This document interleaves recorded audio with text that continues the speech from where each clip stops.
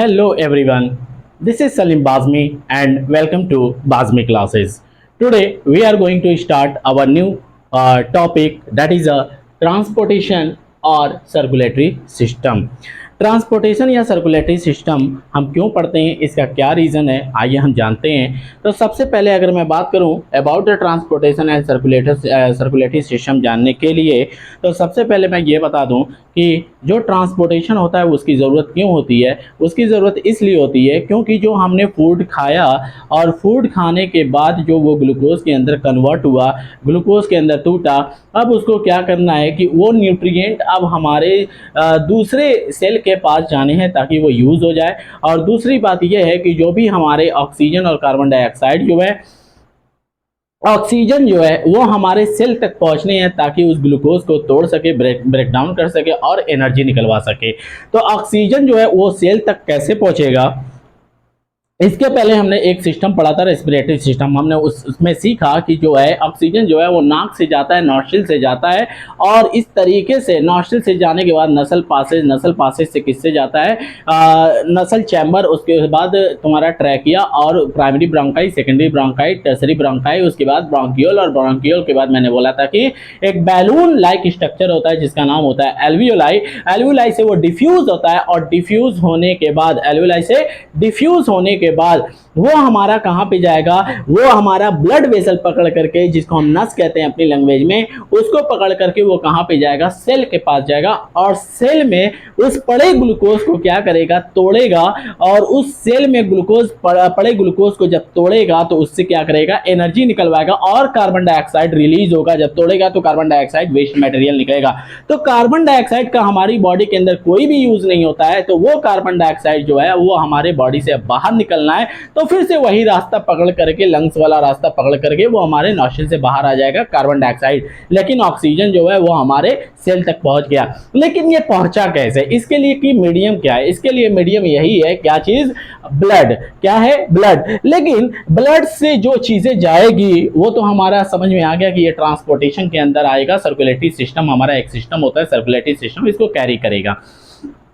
लेकिन उससे पहले हमें ज़रूरत पड़ती है कि ब्लड के बारे में हम कुछ सीख लें, जान लें। तो सबसे पहले अगर मैं ब्लड की बात करूं तो ब्लड क्या होता है। ब्लड हमारे बॉडी के अंदर एक फ्लूइड होता है। इस फ्लूइड के अंदर क्या क्या चीज़ें होती हैं और ये कैसे बनी होती है, हमें यह समझना है। अगर मैं इस ब्लड की बात करूं तो ब्लड जो है ये दो चीज़ों से मिलकर बना होता है। एक होता है तुम्हारा प्लाज्मा और दूसरा होता है फॉर्म्ड एलिमेंट। यानी कि अगर मैं ब्लड में देखूं तो ब्लड के अंदर मुझे एक पानी जैसी कोई चीज़ मिलेगी, और उसके अंदर ब्लड के अंदर ब्लड सेल भी होते हैं। उसको मैं क्या कर दूंगा कि आरबीसी, डब्ल्यूबीसी और प्लेटलेट, ये सारे सेल हैं, इनको मैं क्या कर दूं, अलग कर देता हूं। ठीक है, समझना मेरी बात। एक क्या हो गया कि ब्लड के अंदर मुझे पानी जैसा जो चीज मिला उसे मैं कह देता हूं प्लाज्मा। और प्लाज्मा के अंदर केवल पानी जैसा ही नहीं होता है, केवल पानी ही नहीं होता है, 90 से 92% वाटर होता है, जो कि हाँ मेजॉरिटी में ज्यादा होता है। अगर देखा जाए तो 100 में से अगर मैं इसको 100% मानूं, प्लाज्मा को अगर 100% मानूं, सबसे पहली बात यहाँ पे समझने की जरूरत यह है कि अगर मैं ब्लड को क्या मान लेता हूँ, 100% मान लेता हूँ, तो 100% में से 55% जो होता है वो हमारा क्या होता है, प्लाज्मा होता है, और 100% में से 45% जो होता है वो हमारा क्या होता है, फॉर्म्ड एलिमेंट होता है। ठीक है, यानी कि ब्लड में मान लो कि एक गिलास मैंने ब्लड लिया, माना कि ब्लड क्या है, वो 100% ब्लड है। अब उस ब्लड में से अगर मैं निकालूं तो प्लाज्मा जो मुझे मिलेगा उसमें 55% यानी कि 55% मुझे क्या मिलेगा, प्लाज्मा मिलेगा। नाउ 45% मुझे क्या मिलेगा, 45% मुझे क्या मिलेगा, फॉर्म्ड एलिमेंट मिलेगा। अब मैं कहता हूं कि अब मैंने प्लाज्मा निकाल लिया उस एक गिलास में से, अब मैंने प्लाज्मा निकाल लिया, मान लो कि एक गिलास से, आधे गिलास से थोड़ा सा ज्यादा मुझे क्या मिला, प्लाज्मा मिला। अब मैं कहता हूं कि फॉर्म्ड एलिमेंट को अलग करो। अब मैं प्लाज्मा को क्या मान लेता हूं कि 100% प्लाज्मा है, और जब मैं 100% प्लाज्मा मान लेता हूं तो अब इसी 100% में से कितना, 90 से 92% क्या होता है, वाटर होता है, पानी होता है। और उसके अंदर 90 से 92% का मतलब है कि बचा कितना, 7 से 8%, 6 से 8%। ठीक है, अब ये 90 से 6 to 8% मतलब कभी कभी अप डाउन हो जाता है प्रोटीन का, कभी 6%, कभी 7%, कभी 8%, ठीक है। तो इस तरीके से 6 से 8% यानी कि क्या होता है, प्रोटीन होता है। और कहता है कि जो प्रोटीन होता है केवल एक तरह के प्रोटीन नहीं होते हैं, बल्कि ये 3 तरह के प्रोटीन पाए जाते हैं। एक प्रोटीन पाया जाता है जिसका नाम होता है फाइब्रिनोजीन। इसका केवल नाम और थोड़ा सा फंक्शन देख लो, एक वर्ड में नाम, एक वर्ड में फंक्शन, इतना तुम्हारे क्लास 10 के लिए बहुत है। इसके अलावा तुम्हें कहीं नहीं जाना है, ठीक है। इससे ज्यादा जो फंक्शन है वो तुम्हारा क्लास 11th में है। अभी तो तुम्हारे क्लास 10th के लिए इससे मतलब ये थोड़ा सा लेवल ऊपर है, इससे हमें ज्यादा जाना ही नहीं है, ठीक है। तो अगर हम देखें प्रोटीन कितने तरह के होते हैं, 3 तरह के प्रोटीन पाए जाते हैं। एक प्रोटीन का नाम होता है क्या, फाइब्रिनोजीन, और दूसरे प्रोटीन का नाम क्या होता है, ग्लोब्यूलिन, तीसरे प्रोटीन का नाम क्या होता है, एल्बुमिन। ये 3 तरह के प्रोटीन हो गए। रही बात की जो फाइब्रिनोजीन प्रोटीन है, इसका क्या काम होता है, इसका काम होता है कि ब्लड को क्लॉट कराना। मान लो कि हमें कहीं चोट लग गई, कट लग गया, और कट लगने के बाद ब्लड क्या होता है, बाहर आने लगता है। और जब ब्लड आने लगता है बाहर, तो जो तुम्हारे कट लगे हुए हैं, ठीक है, तो वो कभी ना कभी बाद में थोड़ी देर बाद वहां पे थक्का जम जाता है। थक्का जमने के 2 रीजन होते हैं, एक तो तुम्हारा प्लेटलेट भी कराता है, और दूसरा जो है प्रोटीन एक और होता है जिसका नाम होता है क्या, फाइब्रिनोजीन। ये भी क्या होता है, क्लॉटिंग कराने में हेल्प करता है। दोनों का मैकेनिज्म थोड़ा अलग है क्लॉट कराने का। ये क्या करता है, फाइब्रिनोजीन जैसे ही कट लगता है थोड़ी देर बाद वो वहां पे जाली बनाना शुरू हो जाता है, और जैसे ही जाली बनाना शुरू हो जाता है तो ये तुम्हारे सेल आकर के वहां पे इकट्ठा हो जाते हैं, और धीरे धीरे कह लो कि वहां पे क्या होने लगता है, चीजें आकर के फंस जाती हैं एक जाली नुमा की तरह, ठीक है। तो उसके बाद वहां पे क्या होने लगता है कि वो क्लॉट कराने में हेल्प कर देता है। बात करते हैं ग्लोब्यूलिन की। ग्लोब्यूलिन का क्या काम होता है, ग्लोब्यूलिन का काम होता है कि हमें बीमारियों से बचाए, डिफेंस कराए, यानी कि हमारी इम्यूनिटी को स्ट्रांग करता है, इम्यून सिस्टम को स्ट्रांग करता है। उसके बाद हम बात करते हैं एल्ब्यूमिन की। एल्ब्यूमिन जो है ये हमारे ऑस्मोटिक बैलेंस को ऑस्मोटिक बैलेंस में हेल्प करता है, ठीक है। ऑस्मोटिक बैलेंस का मतलब है कि कोई मिनरल हो गया, सॉल्यूशन वगैरह हो गया, सॉल्यूट कितना हमारे ब्लड के अंदर है, इन सारी चीजों को मेंटेन करता है। तो ऐसे बाय द ऑस्मोसिस इसको हम क्या कहते हैं, ऑस्मोटिक बैलेंस कहते हैं, क्लियर। उसके बाद अगर हम बात करें कि प्लाज्मा का जो कलर होता है वो कैसा होता है, प्लाज्मा का कलर स्ट्रॉ कलर होता है। उसके बाद कहता है कि प्लाज्मा जो होता है वो ब्लड के अंदर कितना परसेंटेज में होता है, 55% इन द ब्लड के अंदर 55% में होता है। ब्लड की और बात करें तो ब्लड कहता है कि कंटेन मिनरल, इसके अंदर ब्लड के अंदर मिनरल भी पाए जाते हैं जैसे कि कैल्शियम आयन, सोडियम आयन, ठीक है। और इसी तरीके से, एक मिनट यहाँ पे मुझे कर लेना चाहिए, हाँ, सोडियम आयन, कैल्शियम आयन और हाइड्रोजन कार्बोनेट HCO3 माइनस, क्या चीज, HCO3 माइनस हाइड्रोजन कार्बोनेट। इसका बड़ा रोल है यहाँ पे HCO3 माइनस का, ठीक है। क्लास 11 में इसको हम डिटेल से पढ़ते हैं, क्योंकि जब कार्बन डाइऑक्साइड जो है वो ज्यादातर कैरी करता है ये हाइड्रोजन कार्बोनेट, ये क्लास 11 की टॉपिक है ना। उसके बाद बात करते हैं कि प्लाज्मा विदाउट क्लॉटिंग फैक्टर, कह रहा है कि अगर प्लाज्मा में से अगर मैं क्लॉटिंग फैक्टर को निकाल दूं, ठीक है, तो उसके बाद वो कहलाने लगता है क्या, सीरम। यानी कि प्लाज्मा जो है, प्लाज्मा में से माइनस कर दिया मैंने क्या, क्लॉटिंग फैक्टर, यानी कि क्लॉटिंग फैक्टर को उसमें से निकाल दिया, तो उसे मैं क्या कहूंगा, उसे मैं कहूंगा सीरम, क्लियर। इसके बाद इतनी बातें प्लाज्मा के बारे में, इसको बस लिख करके 2-3 बार रिवाइज कर लेना, याद हो जाएगा, इससे ज्यादा तुम्हें जानने की जरूरत नहीं है। फॉर्म्ड एलिमेंट की अगर हम बात करते हैं तो टोटल ब्लड में फॉर्म्ड एलिमेंट जो पाए जाते हैं वो 45% पाए जाते हैं। फॉर्म्ड एलिमेंट के 3 रूप होते हैं, 3 तरह के फॉर्म्ड एलिमेंट होते हैं, या कह लो कि फॉर्म्ड एलिमेंट 3 चीजों से मिलकर बना होता है, एक आरबीसी, डब्ल्यूबीसी, प्लेटलेट। आरबीसी का फुल नेम होता है रेड ब्लड सेल, डब्ल्यूबीसी का फुल नेम होता है व्हाइट ब्लड सेल, प्लेटलेट तो नाम ही है। उसके बाद कह रहा है कि आरबीसी को हम अपनी साइंस की भाषा में कहते हैं इसको इरिथ्रोसाइट, क्या कहते हैं, इरिथ्रोसाइट। डब्ल्यूबीसी को हम क्या कहते हैं, लीकोसाइट, और प्लेटलेट को हम लोग क्या कहते हैं, थ्रोम्बोसाइट, ठीक है। अगर मैं बात करूं इरिथ्रोसाइट, इरिथ्रो का मतलब क्या होता है, इरिथ्रो का मतलब होता है रेड, और साइट का मतलब क्या होता है, साइट का मतलब होता है सेल। इसीलिए ये रेड सेल का मतलब ये रेड ब्लड सेल, ब्लड का सेल है तो इसीलिए ये रेड ब्लड सेल नाम पड़ गया। लीको का मतलब होता है विदाउट, क्या, विदाउट या कलरलेस कह लो, क्या, विदाउट कलर या कलर क्या कहेंगे इसको, कलरलेस कहेंगे। कलरलेस क्या, सेल। तो जब कलरलेस सेल जो होता है उसे हम लिकोसाइट कहते हैं, दैट इज अ BC, ठीक है। और उसके बाद थ्राम्बो, थ्राम्बो का मतलब होता है कि क्लॉटिंग, क्या चीज, क्लॉटिंग। और साइट का मतलब होता है सेल, यानी कि क्लॉटिंग करने वाला सेल, दैट इज अ थ्राम्बोसाइट। अब बात करते हैं थोड़ा सा डिटेल में आरबीसी, डब्ल्यूबीसी और प्लेटलेट के बारे में। इसके बाद हमारी ब्लड की बातें खत्म हो जाएंगी। इसके बाद हम अपने ट्रांसपोर्टेशन पे चलेंगे। ट्रांसपोर्टेशन पे सबसे पहले हम क्या समझेंगे, about the structure of heart, heart के स्ट्रक्चर के बारे में हम सीखेंगे। तो आइए फॉर्म्ड एलिमेंट के बारे में हम समझते हैं कि फॉर्म्ड एलिमेंट में हम क्या करते हैं, कि हम ये कहते हैं कि फॉर्म्ड एलिमेंट जो है वो तीन चीजों से मिलकर बना होता है। फॉर्म्ड एलिमेंट एक किसका, एक है आरबीसी, दूसरा क्या है डब्ल्यूबीसी, और तीसरा क्या होता है, तीसरा जो होता है वो तुम्हारा होता है प्लेटलेट्स या थ्रोम्बोसाइट, ठीक है, समझना। मैंने क्या बोला कि जो फॉर्म्ड एलिमेंट जो होता है, फॉर्म्ड एलिमेंट्स, ये formed element can be divided into the three part. पहला क्या हो गया आरबीसी, दूसरा क्या हो गया डब्ल्यूबीसी, और तीसरा क्या हो गया तुम्हारा प्लेटलेट्स, प्लेटलेट्स, ठीक है। ये तीन पॉइंट हो गए आरबीसी, डब्ल्यूबीसी एंड प्लेटलेट्स। अगर हम आरबीसी की बात करें तो आरबीसी जो है इन तीनों में सबसे ज्यादा पाया जाता है, मोर एबंडेंट होता है, सबसे ज्यादा पाया जाने वाला होता है, मोर एबंडेंट होता है। और उसके बाद अगर हम बात करें तो ये कितना ज्यादा पाया जाता है, तो कहता है कि 5 मिलियन से लेकर के 5.5 मिलियन पर mm³ पाया जाता है, ठीक है, पर mm³ पाया जाता है। और इसके बाद अगर बात करें तो ये कहां पे बनता है,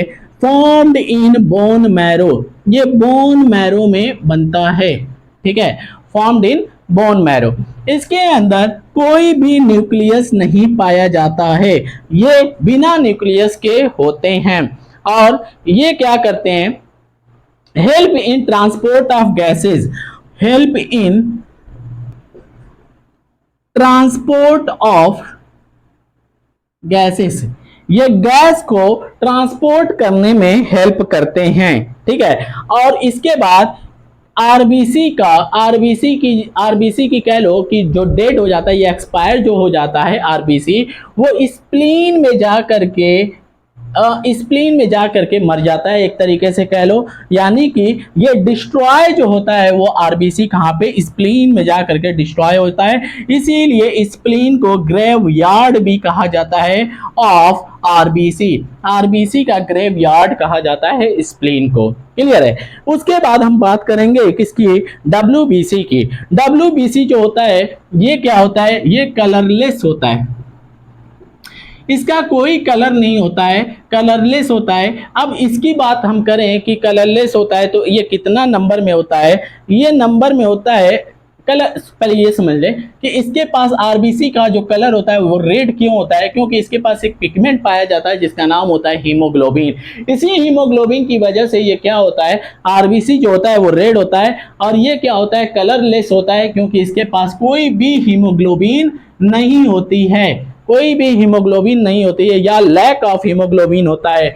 और ये नंबर में अपना होता है 6000 से 8000 mm³, 6000 से 8000 mm³, ये इतना नंबर में पाया जाता है। उसके बाद अगर हम बात करें, ये शॉर्ट लिव्ड होते हैं, ये शॉर्ट लिव्ड होते हैं, ठीक है, बहुत ज्यादा समय तक नहीं जिंदा रहते हैं, ठीक है। और इसके बाद अगर हम बात करें,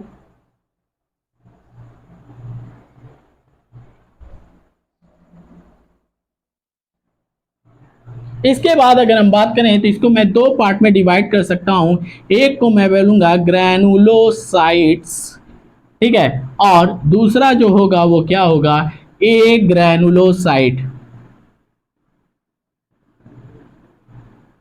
ठीक है, ग्रैनुलोसाइट और ए ग्रैनुलोसाइट। ए ग्रैनुलोसाइट और ग्रैनुलोसाइट क्या होता है इसको तुम्हें जानने की जरूरत नहीं है, ये हम क्लास 11th में, अगर तुम बायो लोगे तो ये क्लास 11th में पढ़ोगे। बस इतना जान जाओ कि जो तुम्हारा डब्ल्यूबीसी होता है वो दो पार्ट में होता है, ए ग्रैनुलोसाइट और ग्रैनुलोसाइट, और ये 6 से 8000 होते हैं।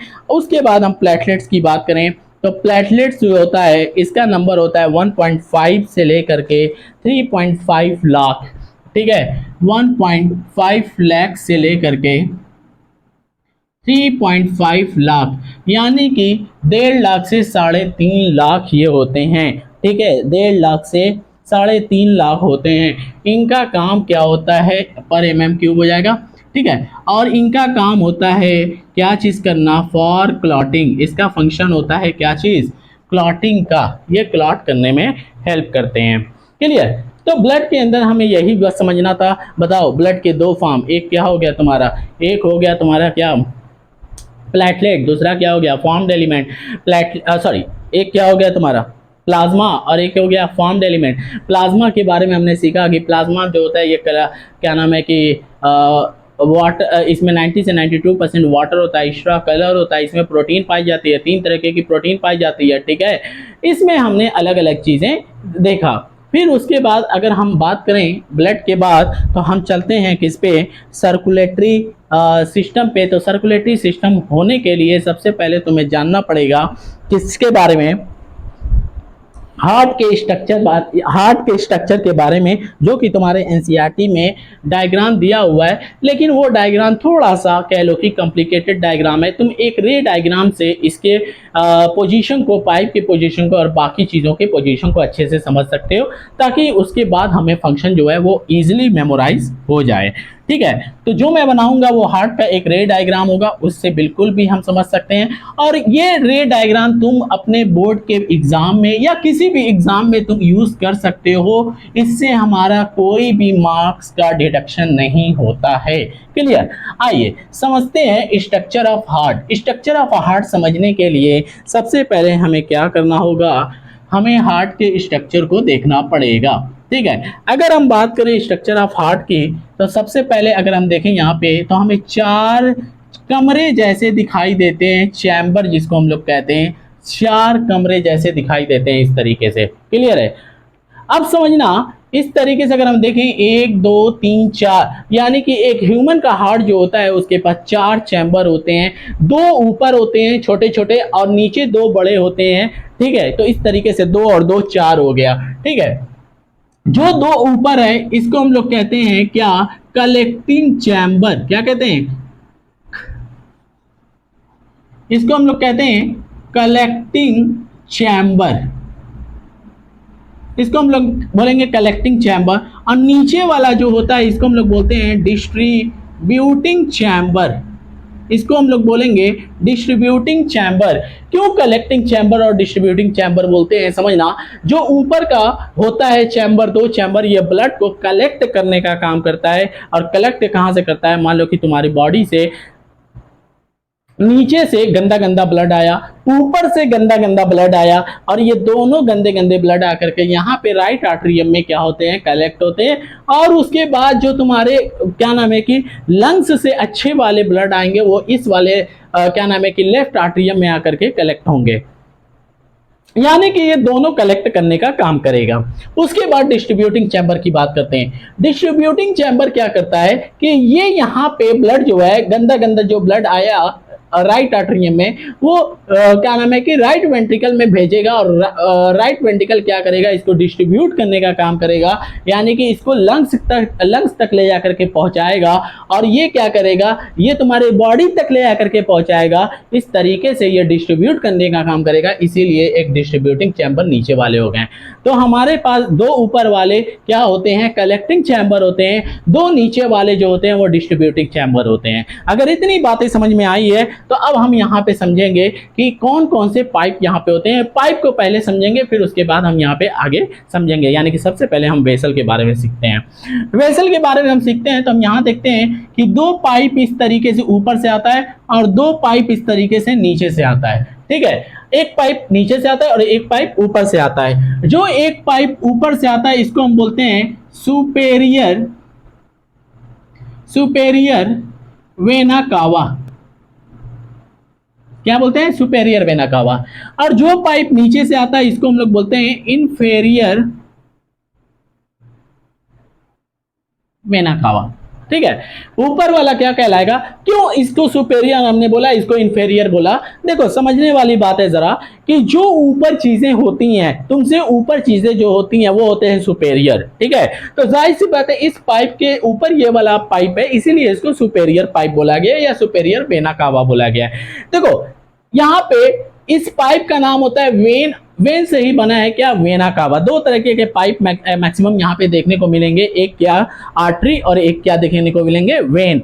आर्टरी क्या करता है? ये तुम्हारे ऐसे पाइप होते हैं जो हार्ट से ब्लड को दूर लेकर के जाते हैं, और वेन जो है वो ब्लड को वापस लेकर के हार्ट की तरफ आते हैं। तो यहाँ पे क्या कर रहा है सुपेरियर वेना कावा जो है, ये क्या कर रहा है? ब्लड को हार्ट की तरफ लेकर के आ रहा है।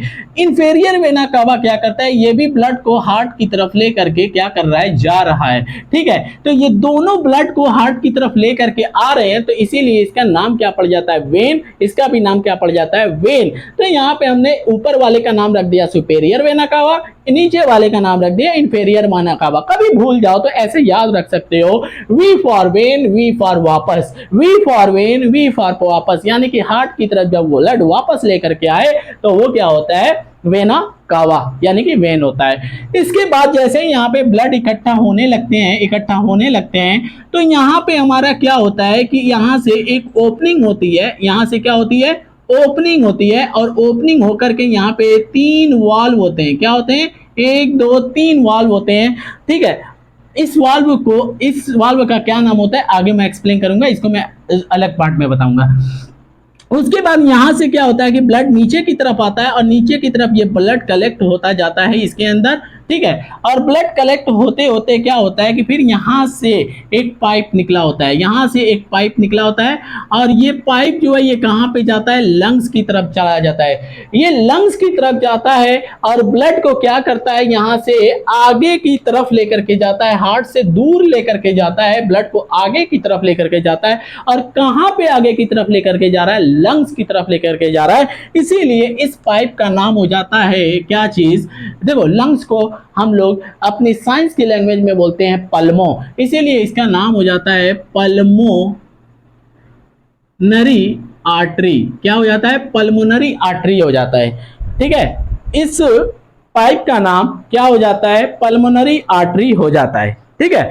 अब उसके बाद अगर ये पल्मोनरी आर्टरी हो गया इस पाइप का नाम, तो बताना क्यों पल्मोनरी आर्टरी हुआ? क्यों? क्योंकि ये लंग्स की तरफ लेके जा रहा है, तो लंग्स का मतलब हो गया पल्मो, पल्मो का मतलब लंग्स, तो ये लंग्स की तरफ लेके जा रहा है तो पल्मोनरी, और यहां से हार्ट से आगे की तरफ लेकर करके जा रहा है तो इसका नाम क्या हो गया? आर्टरी, पल्मोनरी आर्टरी, यानी कि ये लंग्स की तरफ लेकर के जाएगा। और लंग्स की तरफ लेके जाएगा तो बताओ इसके अंदर ब्लड है गंदा गंदा, तो इसका मतलब है कि उस ब्लड को लंग्स के पास लेके जाएगा और प्यूरिफाई होगा, प्यूरिफाई होकर के दोबारा से हार्ट के अंदर आएगा। तो इससे हमें यह समझना चाहिए कि इसका मतलब ये क्या हो गया? ये हो गया तुम्हारा, ये हो गया हमारा राइट आर्ट्रियम, और ये क्या हो गया? हमारा राइट वेंट्रिकल।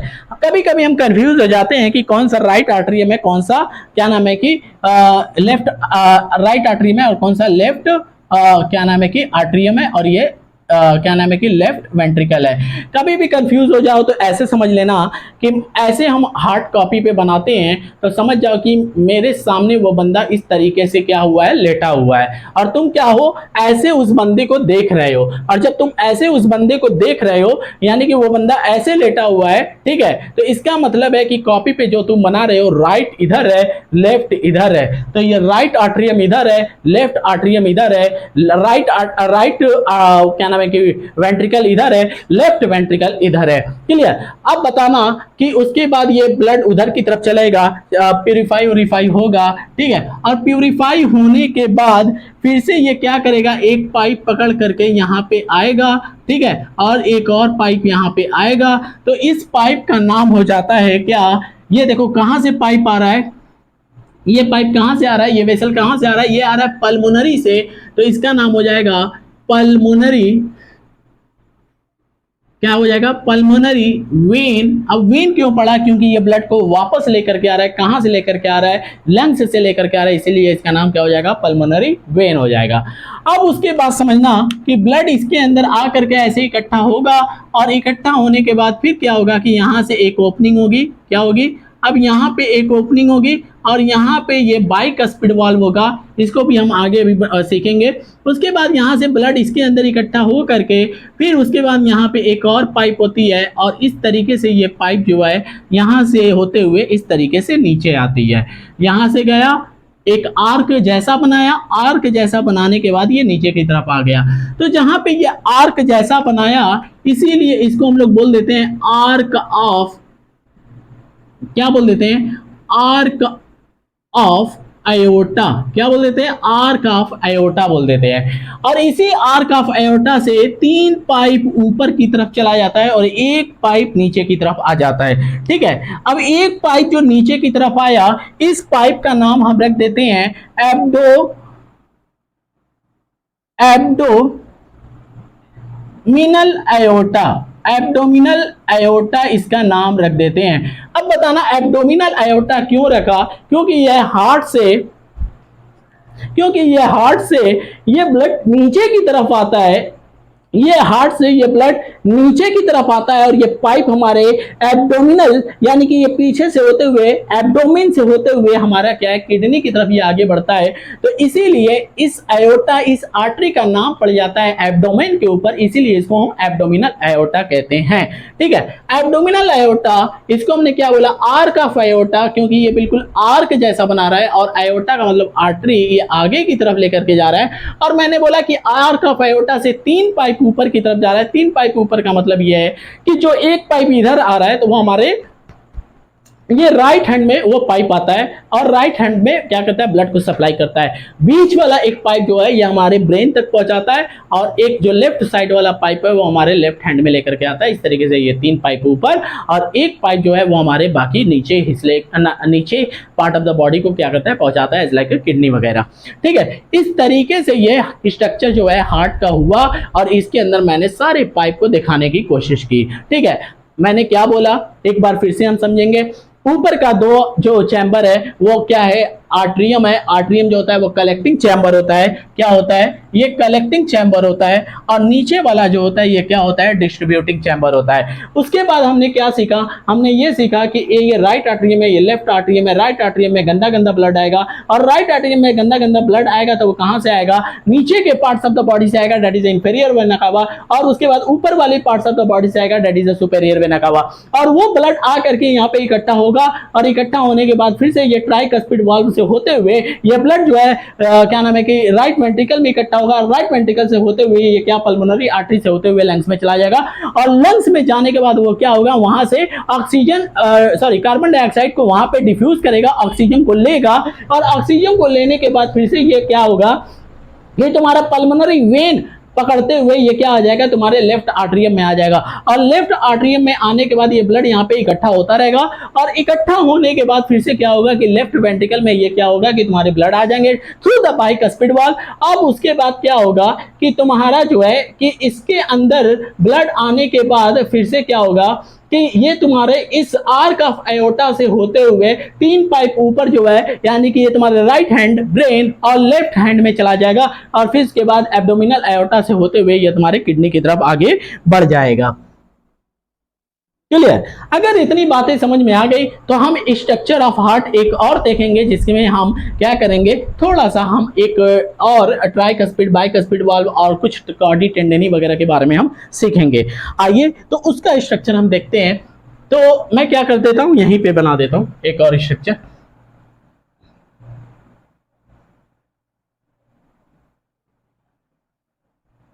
ठीक है, इस तरीके से समझना हमें यह है कि यहाँ पे हमें कुछ गांठ जैसी चीजें दिखाई देंगी और एक यहाँ गांठ जैसी चीजें दिखाई देंगे, नोड की तरह चीजें दिखाई देंगे। और इस नोड का नाम होता है यहाँ पे, इस नोड का नाम होता है यहाँ पे एसए नोड। क्या हो जाएगा, एसए नोड।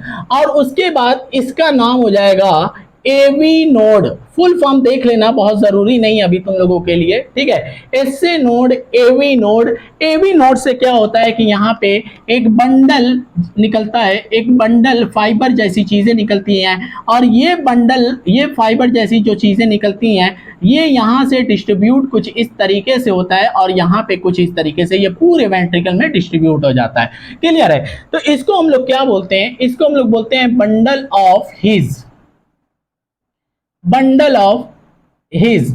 और उसके बाद जो ये फैल जाता है वेंट्रिकल के चारों तरफ, इसको हम लोग बोलते हैं पुरकिंजे फाइबर।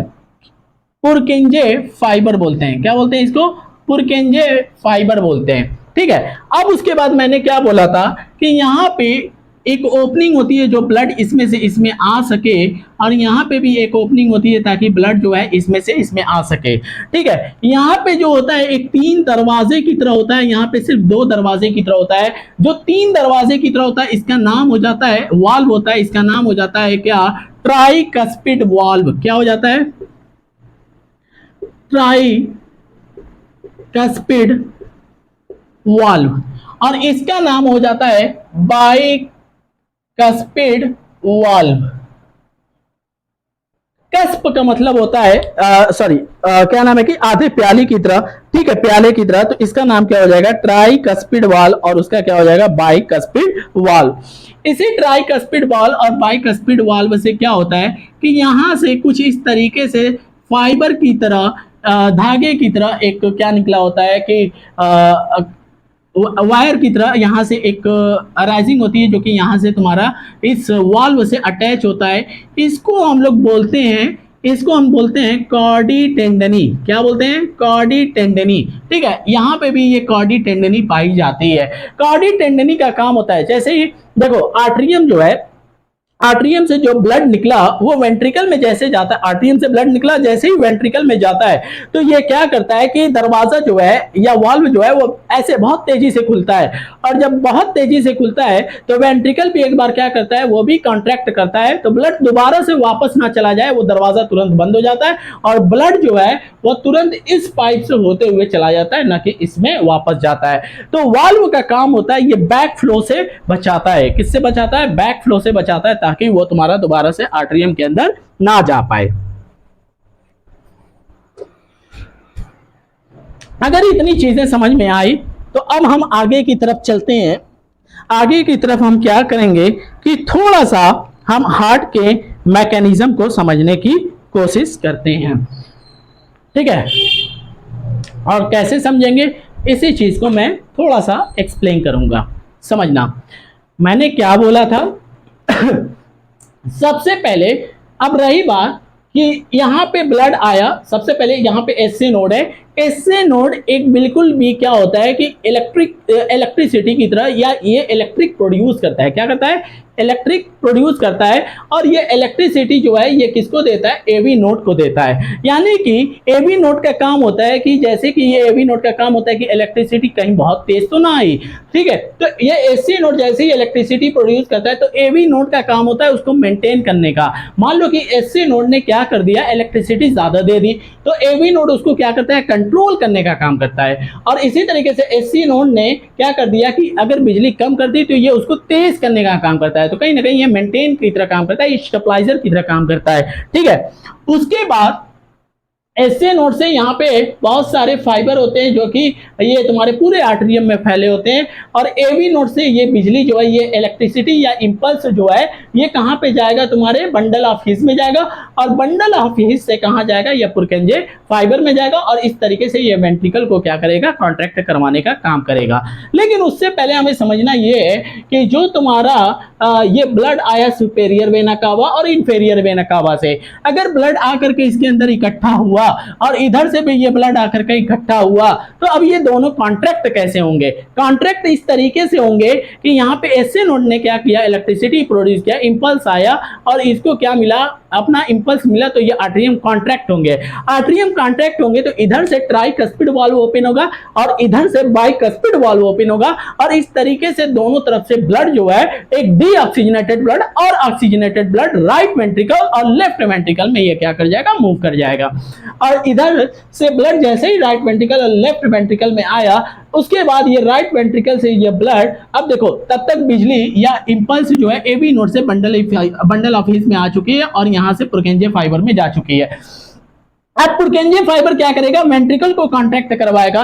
तो ब्लड तो तुम्हारा वेंट्रिकल में आ चुका है, अब वेंट्रिकल भी कॉन्ट्रैक्ट करेगा। तो अब क्या करेगा? वेंट्रिकल जब कॉन्ट्रैक्ट करेगा तो माना कि ये वेंट्रिकल कॉन्ट्रैक्ट किया तो ब्लड तो इसमें जाने के भी चांसेस हैं और इसमें भी जाने के चांसेस हैं। तो समझना कि कहीं दोबारा से इसमें ब्लड वापस ना चला जाए, तो ये कार्डी टेंडनी क्या करता है, जैसे ही ये दरवाजा खुला ब्लड इसमें आया और ब्लड फ्लूइड से वेंट्रिकल से वापस से कांटेक्ट होकर के वो तुम्हारे इसके अंदर क्या नाम है कि पल्मोनरी आर्टरी के अंदर जाना है, तो जैसे ही वो वेंट्रिकल कॉन्ट्रैक्ट करेगा दरवाजा ये तुरंत बंद हो जाएगा, ये तुरंत बंद हो जाएगा, और उसके बाद जो ब्लड है वो केवल पल्मोनरी आर्टरी और क्या नाम है कि तुम्हारे आर्क ऑफ एओर्टा में ही जाएंगे। और यहाँ पे भी वाल्व होते हैं, इस वाल्व का नाम होता है सेमीलूनर वाल्व। क्लियर, यहाँ पे भी दोनों वाल्व होते हैं, इसका नाम होता है सेमीलूनर वाल्व। और इसके तरीके से यहाँ पे वेंट्रिकल से पल्मोनरी आर्टरी से होते हुए लंग्स पे चला जाएगा, और यहाँ से होते हुए तुम्हारा कहाँ चला जाएगा, बाकी दूसरी body parts of the body में ऊपर और नीचे चले जाएंगे। इस तरीके से एससी नोड, एवी नोड और कार्डी टेंडनी इसी वाल्व के अटैच होता है, खोलने और बंद करने में हेल्प करता है। एवी नोड का भी काम हो गया, ट्राइकस्पिड हो गया, बाइकस्पिड हो गया, और यहाँ पे भी सेमीलूनर वाल्व होता है, यहाँ पे भी सेमीलूनर वाल्व होता है। इस तरीके से ये कलेक्टिंग चैम्बर और ये डिस्ट्रीब्यूटिंग चैम्बर, इस तरीके से हमारा ये क्या नाम है कि स्ट्रक्चर ऑफ हार्ट हुआ कंप्लीट। स्ट्रक्चर ऑफ हार्ट के बाद जो हमारा अगला टॉपिक है इसी के अंदर वो क्या है, वो है हमारा डबल सर्कुलेशन है। तो आइए अब हम डबल सर्कुलेशन के बारे में सीखते हैं और जानते हैं कि डबल सर्कुलेशन क्या होता है।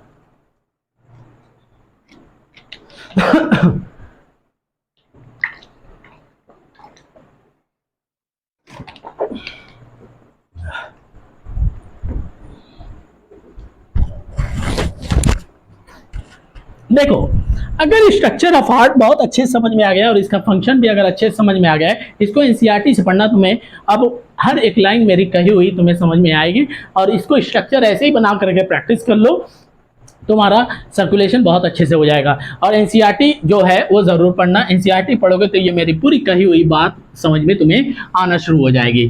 नाउ उसके बाद हम क्या बात करेंगे, डबल सर्कुलेशन की बात करेंगे, जो कि उसके बाद नीचे की अगली टॉपिक है।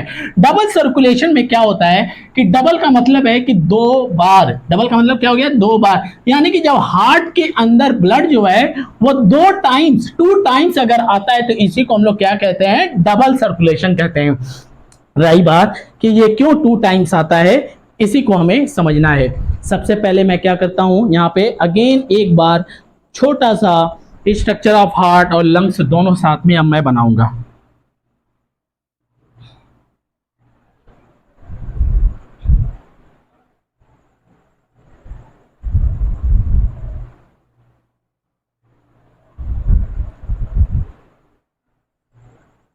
ठीक है,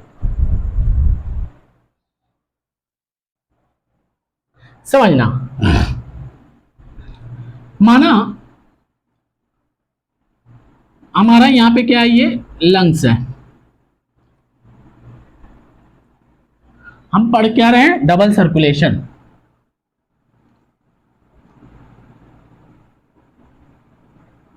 डबल सर्कुलेशन माना ये क्या है, लंग्स है, लंग्स के नीचे हमें क्या मिलेगा, हार्ट मिलेगा। मैं थोड़ा नीचे ही बना रहा हूं डबल सर्कुलेशन को समझने के लिए, हालांकि ऐसे नहीं होता है, यहाँ पे लंग्स के बिटवीन होता है, लेकिन मैंने क्या किया, इसको थोड़ा सा नीचे बनाया सिर्फ समझने के लिए। और समझना, ऊपर की तरफ माना कि ये तुम्हारा क्या है, ये गर्दन है तुम्हारी, ये हाथ वगैरह है इस तरीके से, ठीक है, और नीचे क्या है तुम्हारा, ये दोनों पैर है इस तरीके से। ठीक, इतनी बातें समझ में आ गई। हार्ट यहाँ पे नहीं होता है इससे, ठीक है, लेकिन हम समझेंगे। देखो मैंने क्या बोला था कि यहां पे इसके अंदर जो है नीचे से ब्लड अगर जाएगा, नीचे से अगर ब्लड जाएगा इस तरीके से, ये यहां पे ये गंदा ब्लड हो गया, इसके अंदर जाएगा, ये कलेक्ट होगा। फिर समझना, ऊपर वाली बॉडी से, हाथ पैर मुंह से, ये सबसे आएगा ब्लड और यहां पे इकट्ठा होगा, इस तरीके से ये ब्लड इसके अंदर आएगा। ठीक है, ये ब्लड इसके अंदर आएगा। तो ये अभी क्या कर रहा है, गंदा गंदा ब्लड लेके आ रहा है। गंदा गंदा ब्लड का मतलब है कि इसमें कार्बन डाइऑक्साइड की मात्रा जो होगी वो ज्यादा होगी, CO2 का कंसंट्रेशन ज्यादा होगा, यानी कि ये डीऑक्सीजनेटेड ब्लड होगा। ये इसके अंदर आएगा और ये इसके अंदर आएगा। क्लियर है।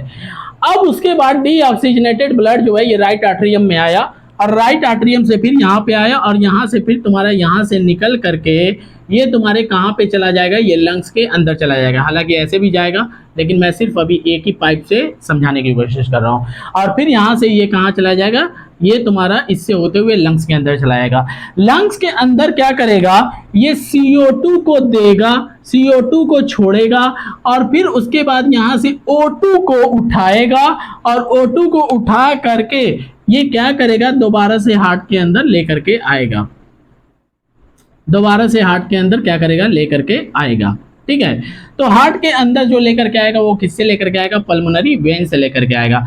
इन superior vena cava, inferior vena cava, गंदा गंदा ब्लड, CO2 की मात्रा ज्यादा, CO2 की मात्रा वाली ज्यादा वाला ब्लड, कंसंट्रेशन वाला ब्लड लंग्स के अंदर ले आकर के छोड़ेगा। ऑक्सीजनेटेड ब्लड उठाएगा, वो इसके अंदर लेकर के आएगा।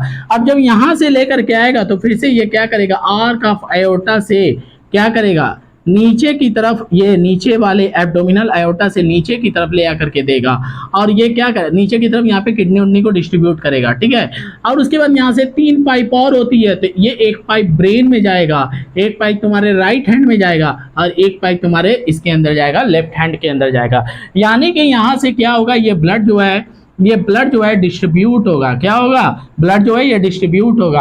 तो इस तरीके से ये क्या हो गया, ब्लड से दूर ले जाने वाला पाइप आर्टरी और ब्लड को वापस लेके आने वाला पाइप वेन। ठीक है, तो ये क्या हो गया तुम्हारा, ये क्या हो गया, सुपेरियर वेना कावा हो गया, ये क्या हो गया, इंफेरियर वेना कावा हो गया, ये क्या हो गया तुम्हारा पल्मोनरी क्या नाम हो गया, वेन हो गया, ये क्या हो गया तुम्हारा पल्मोनरी आर्टरी हो गया। ठीक है, इस तरीके से ये क्या हो गया तुम्हारा एब्डोमिनल आयोटा हो गया। ठीक है, ये तुम्हारा क्या हो गया, आर्क ऑफ आयोटा हो गया। ये तुम्हारा क्या है, ये लंग्स है और ये तुम्हारा क्या है, हार्ट है। ठीक है, और इस तरीके से ये नीचे की तरफ पाइप। इस तरीके से जो पल्मोनरी और हार्ट के बीच में एक सर्किट बन रही है, इसको हम लोग बोलते हैं पल्मोनरी सर्किट। क्या बोलते हैं, पल्मोनरी सर्किट। ठीक है, और इस तरीके से हार्ट और सिस्टम के बीच में एक सर्किट बन रही है। इस तरीके से नीचे वाली जो सर्किट होती है उसको हम लोग बोलते हैं सिस्टमैटिक सर्किट। क्या बोलते हैं, सिस्टमैटिक सर्किट बोलते हैं। आई थिंक तुम लोगों को इतनी बातें समझ में आए कि क्या होगा कि हार्ट में जो डीऑक्सीजनेटेड ब्लड होगा, इस डीऑक्सीजनेटेड ब्लड को क्या करेगा, हार्ट से या पल्मोनरी आर्टरी से होते हुए लंग्स के अंदर जाएगा। लंग्स क्या करेगा, CO2 को छोड़ेगा, ऑक्सीजन को उठाएगा, यानी कि अब ब्लड ऑक्सीजनेटेड ब्लड लेकर के आ रहा है और ये ऑक्सीजनेटेड ब्लड क्या नाम है कि लेफ्ट आर्टरियम में ले आकर के देगा और लेफ्ट आर्टरियम के बाद लेफ्ट वेंट्रिकल से होते हुए ये तुम्हारे क्या होगा कि नीचे की तरफ बॉडी के पार्ट्स में और ऊपर की तरफ बॉडी के पार्ट्स में जाएगा। इस तरीके से ये सर्कुलेशन क्या हो गया, एक बार ऊपर की तरफ एक बार नीचे की तरफ, पल्मोनरी सर्किट और इस सिस्टमैटिक सर्किट में डिवाइड हो गया। और ये सर्कुलेशन, ये ब्लड जो है हार्ट के अंदर 2 बार आ रहा है, इसीलिए इसको हम क्या कहते हैं, डबल सर्कुलेशन कहते हैं। बहुत इजी था डबल सर्कुलेशन, बहुत छोटी टॉपिक थी, बहुत कोई चीज समझने वाली इसके अंदर नहीं है। अगर हार्ट का फंक्शन समझ में आ जाता है, रेस्पिरेशन का फंक्शन समझ में आ जाता है, तो फिर तो दोनों का कॉम्बिनेशन है डबल सर्कुलेशन और ये बड़े आसान तरीके से हमें समझ में आ जाता है।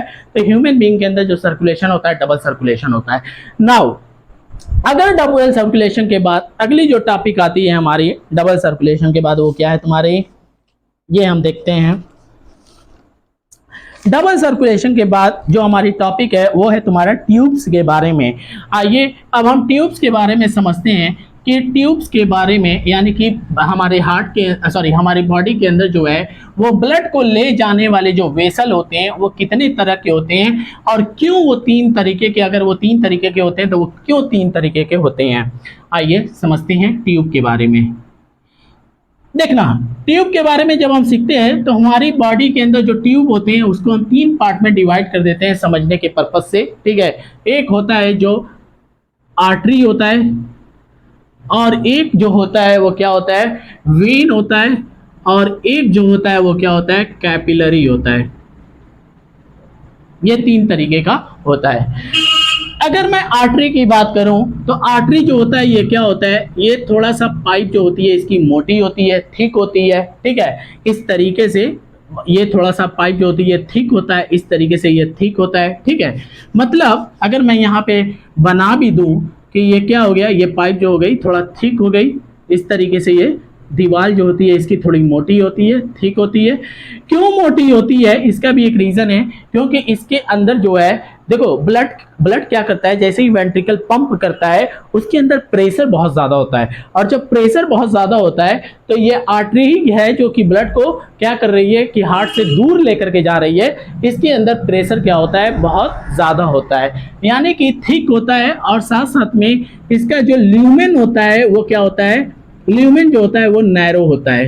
ल्यूमेन नैरो क्यों होता है, ल्यूमेन नैरो ना हो तो इसके अंदर ब्लड का प्रेशर जो होगा वो हाई नहीं रहेगा, ज्यादा नहीं रहेगा।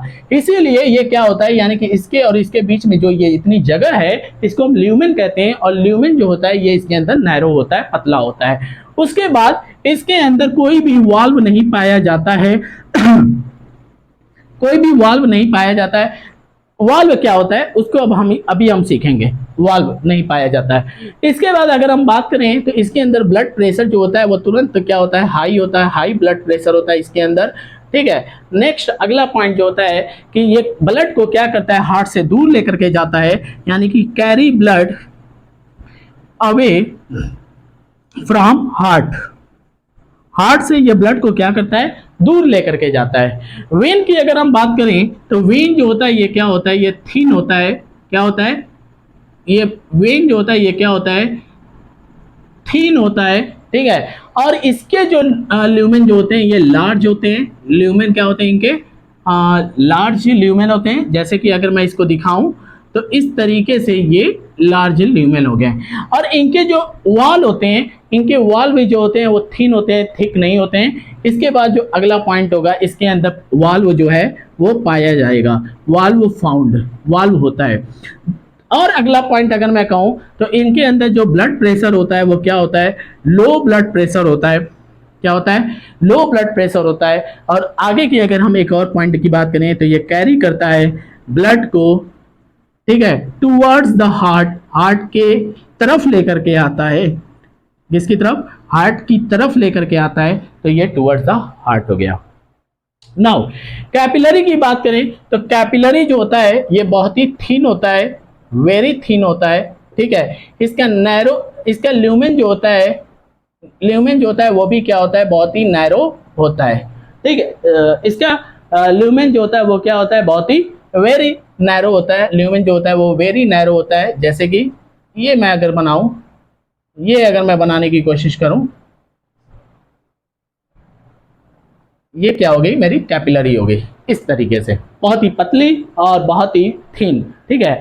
इसके अंदर भी क्या होता है, वाल्व पाया जाता है, वाल्व फाउंड, सॉरी इसके अंदर भी वाल्व नहीं पाया जाता है, नो वाल्व फाउंड, इसके अंदर भी वाल्व नहीं होगा। उसके बाद हम बात करें ये क्या करता है, इसके अंदर जब ब्लड जाता है ये तो हर सेल तक क्या करता है, ब्लड पहुंचाने की कोशिश करता है। तो ये सप्लाई क्या चीज, ब्लड टू ऑल सेल, सारे सेल को ये ब्लड पहुंचाने की कोशिश करता है। इनके अंदर जो बीपी होता है, ब्लड प्रेशर जो होता है वो बहुत ही कम होता है, ठीक है। उसके बाद इसके अंदर क्या होता है कि सेल और इनके बीच जो होता है वो डिफ्यूजन का काम होता है, यानी कि डिफ्यूजन से एक्सचेंज करते रहते हैं। ये तो ट्यूब के बारे में हो गया। रही बात कि इसके अंदर वाल्व क्यों पाया जाता है और इन सब के पास वाल्व क्यों नहीं पाया जाता है, इसको हम समझते हैं।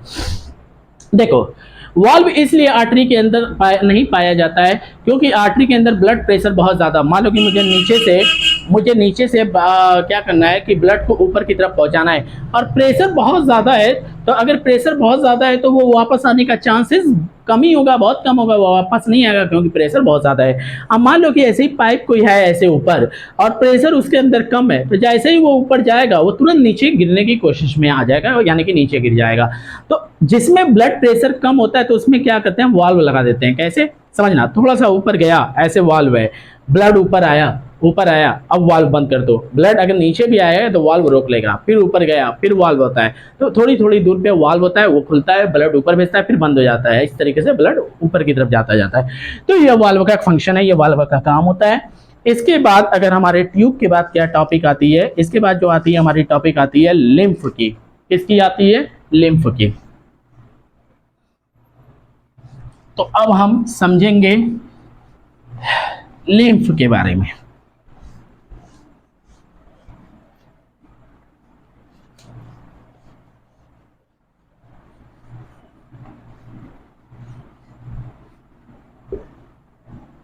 समझना लिम्फ क्या होता है।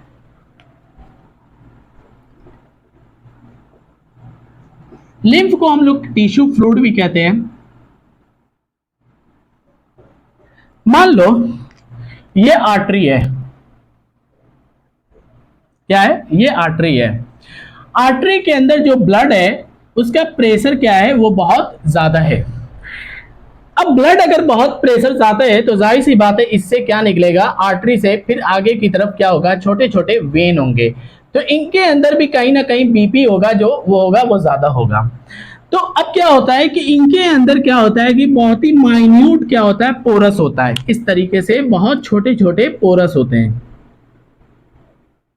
इस तरीके से बहुत छोटे छोटे पोरस होते हैं। जैसे ही ब्लड जो है वो बहुत तेजी से आगे की तरफ जाता है तो ये क्या कर सकता है? ये कैपिलरी जो है ये फट सकता है, क्योंकि ये बहुत ही थिन है। इसके अंदर ब्लड प्रेशर को होना है कम। ठीक है। अब उसके बाद आगे की तरफ ये कहां पे जाना है? अब ये कनेक्ट करेगा किसमें? वेन में कनेक्ट करेगा। आगे वेन भी होगा ये वेन में कनेक्ट करेगा। और यहीं पे हमारा क्या है? यहाँ पे हमारा मान लो कि बीच में क्या पड़ा हुआ है? टिश्यू पड़ा हुआ है। ठीक है, समझना। अब मान लो कि इसमें पोरस है और ब्लड इस तरीके से आया, बहुत तेजी से आगे की तरफ जा रहा है। तो ब्लड के अंदर मैंने बताया था कि प्लाज्मा जो होता है वो क्या, ब्लड के अंदर क्या क्या होता है? प्लाज्मा होता है और फॉर्म्ड एलिमेंट होता है। ठीक है। अब मैं कह रहा हूं कि ब्लड आया तो ब्लड में से क्या है कि यहां से जो है चीजें निकल आती हैं। क्या चीजें निकल आती हैं? कुछ प्लाज्मा निकल आता है, सम प्रोटीन, कुछ प्रोटीन भी आ जाती है और WBC आ जाता है। लेकिन ये छेद इतना छोटा होता है कि WBC की साइज भी छोटी होती है, इसीलिए ये WBC भी बाहर आ जाता है। लेकिन RBC जो है वो बाहर नहीं आ पाता है, क्योंकि RBC की साइज जो है इस छेद से बड़ी होती है। इसीलिए RBC जो है वो आगे की तरफ निकल जाता है। RBC जो है वो आगे की तरफ निकल जाता है, लेकिन इससे बाहर नहीं आ पाता है RBC, क्योंकि RBC की साइज जो होती है वो बड़ी होती है। WBC आ जाता है क्योंकि WBC की साइज छोटी होती है। और क्या आ जाता है? प्लेटलेट्स भी आ जाता है। इतनी सारी चीजें आ जाती हैं। तो ये सारी चीजें जो हैं, बताओ, प्लाज्मा आ गया, पानी जैसा मटेरियल आ गया, कुछ प्रोटीन आ गए, WBC भी आ गया। WBC का कलर कैसा? WBC का कलर होता है तुम्हारा, क्या नाम है कि व्हाइट होता है, यानी कि ये कलरलेस होता है। और जब कलरलेस होगा, यानी कि इस टिश्यू के अंदर जब RBC आ ही नहीं आ रहा, इस टिश्यू के अंदर जब RBC आ ही नहीं पा रहा है तो इसका कलर कैसा हो जाएगा? कलरलेस हो जाएगा। यानी कि इसका टिश्यू फ्लूइड का कलर कैसा होगा? कोई कलर नहीं होगा। और इसको हम कहेंगे क्या? इसी को हम लोग कहेंगे लिम्फ। और लिम्फ का कलर जो होता है वो टिश्यू फ्लूइड, यानी कि टिश्यू के पास आ गया, टिश्यू के बीच में आ गया, इसीलिए इसको टिश्यू फ्लूइड भी कहते हैं। लेकिन इसका कोई कलर होता है कि नहीं होता है? इसका कोई कलर नहीं होता है, इसीलिए ये क्या हो गया? व्हाइट कलर का होता है। ठीक है। रही बात कि जब ये इकट्ठा होता रहता है तो ये क्या करता है कि टिश्यू तक, सेल तक न्यूट्रिएंट को पहुंचाने का काम करता है। कौन? Tissue fluid. ठीक है। लेकिन ये टिश्यू फ्लूइड जो है फिर आगे जो है अपनी कैपिलरी बनाता है, और कैपिलरी से फिर क्या बनाता है? तुम्हारा वेसल बनाता है, बड़ा वेसल बनाता है, और वेसल से फिर क्या बनाता है? वेन बनाता है। और ये दोबारा से वेन के अंदर चला जाता है। ठीक है। कहाँ पे चला जाता है? दोबारा से वेन के अंदर चला जाता है। यानी कि अगर मैं इसी तरीके से बात करूं तो यहाँ पे बहुत छोटे छोटे बना करके इसी वेन के अंदर आ जाएंगे। लेकिन मैंने क्या कहा? पहले कैपिलरी बनाएंगे। इस कैपिलरी का नाम ये रख देते हैं लिम्फ कैपिलरी। ये अपनी कैपिलरी बनाते हैं, इसका नाम होता है लिम्फ कैपिलरी। फिर क्या बनाते हैं? लिम्फ वेसल बनाते हैं। और लिम्फ वेसल के बाद फिर से क्या बनाते हैं? लिम्फ वेन बनाते हैं। ठीक है, इस तरीके से। और इस तरीके से ये क्या करते हैं? टिश्यू फ्लूइड या फ्लूइड वापस जाते रहते हैं। ठीक है। लेकिन समझना कि इसी लिम्फ कैपिलरी में अगर कोई इस तरीके से कीड़ा कोई आकर के फंस गया, या कोई क्या नाम है कि जैसे फिलेरियासिस वगैरह, एलिफेंटियासिस वगैरह जो होता है जिससे ये होता है, ठीक है, अगर वो सब आकर के फंस गए हैं तो इसकी वजह से ये टिश्यू इकट्ठा होता रहेगा और इस तरीके से जो तुम्हारे पैर वैर होते हैं देखना कि बहुत मोटे चौड़े हो जाते हैं, जिसको हम एलिफेंटियासिस बीमारी भी करा सकता है, ठीक है, फिलेरियासिस उसको हम कहते हैं, वो बीमारी भी करा सकता है। इस तरीके से ये लिम्फ भी हमारा हुआ खत्म। बुक से पढ़ना बहुत अच्छे समझ में आ जाएगा। लिम्फ के बाद एक छोटी सी टॉपिक और आती है, ट्रांसपोर्टेशन इन प्लांट। क्या होता है? Transportation in plant. तो हम ट्रांसपोर्टेशन इन प्लांट को अब समझेंगे। तो ट्रांसपोर्टेशन इन प्लांट को जब हम समझते हैं, ट्रांसपोर्टेशन इन प्लांट, देखो प्लांट के अंदर दो चीजों का ट्रांसपोर्ट होता है, एक होता है वाटर का और एक होता है तुम्हारा मिनरल का। तो वाटर और मिनरल का जो होता है ये किससे होता है? तुम्हारा जाइलम से होता है। और एक तुम्हारा जो होता है वो किसका होता है? तुम्हारे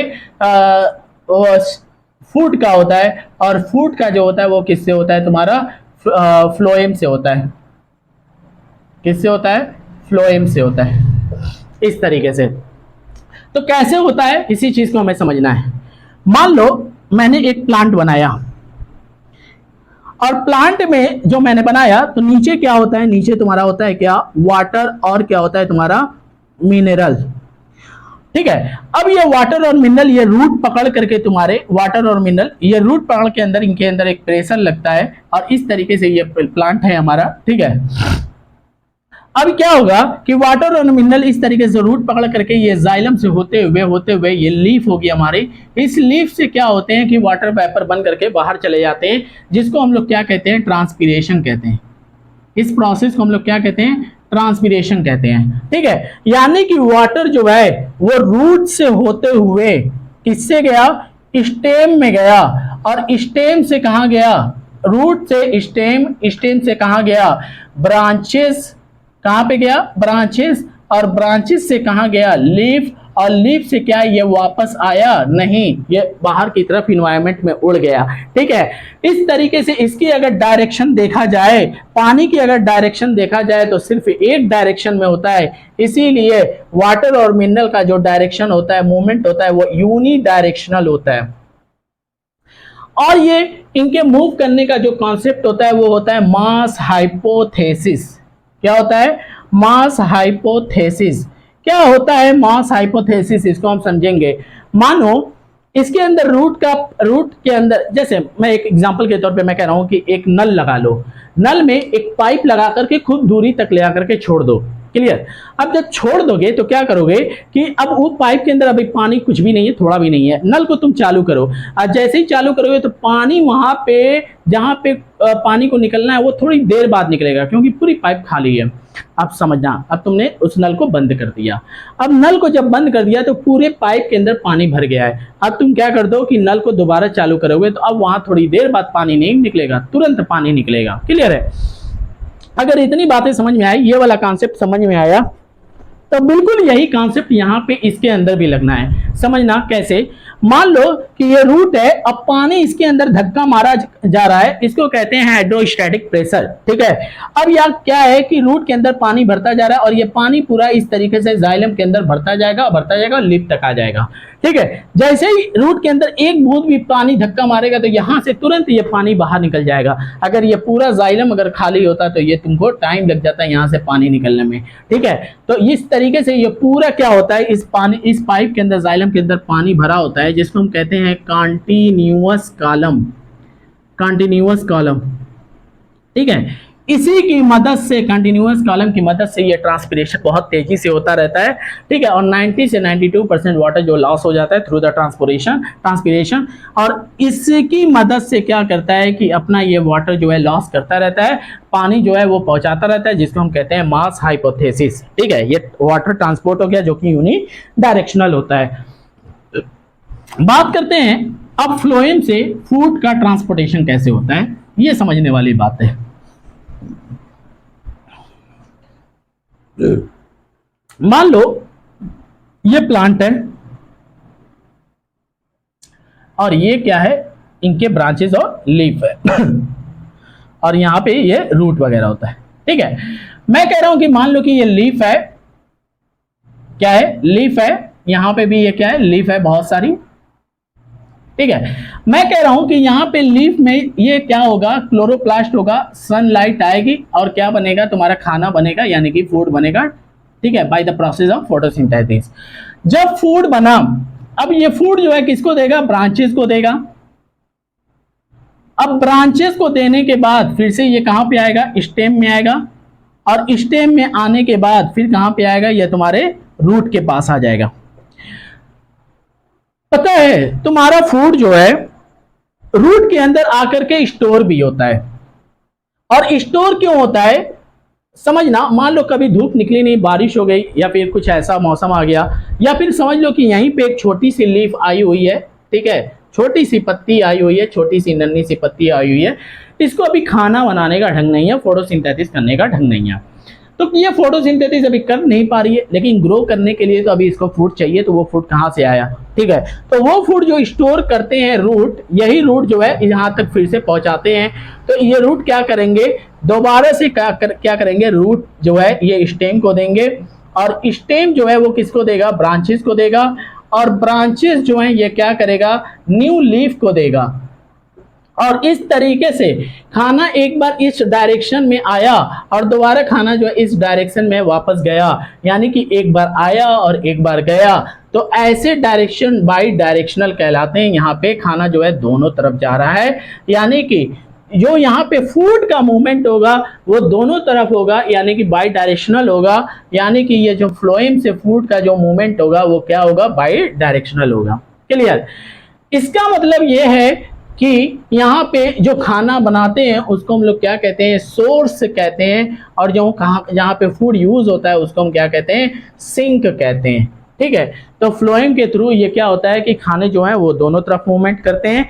इस तरीके से ये क्या हो गया, तुम्हारे फूड के ट्रांसपोर्टेशन भी कंप्लीट हुए हैं। आई थिंक तुमको सारी चीजें समझ में आई होंगी बड़ी अच्छी तरीके से, नहीं भी समझ में आई होंगी तो एनसीईआरटी पढ़ना, तुम्हें फिर से वो सारी चीज़ें क्लियर हो जाएंगी। आई होप तुम्हें ये सारी बातें मेरी समझ में आई हो। अगर समझ में आई हो तो एनसीईआरटी ज़रूर पढ़ना। इसके बाद हमारा अगला जो है लास्ट लेक्चर होगा, दैट विल बी अ एक्सरेशन। ठीक है, इसके बाद हमारा ये चैप्टर कंप्लीट होगा, लेकिन उसमें मैं कुछ क्वेश्चन बोर्ड के कराऊंगा और साथ साथ में थोड़ा सा एक्सरसाइज के भी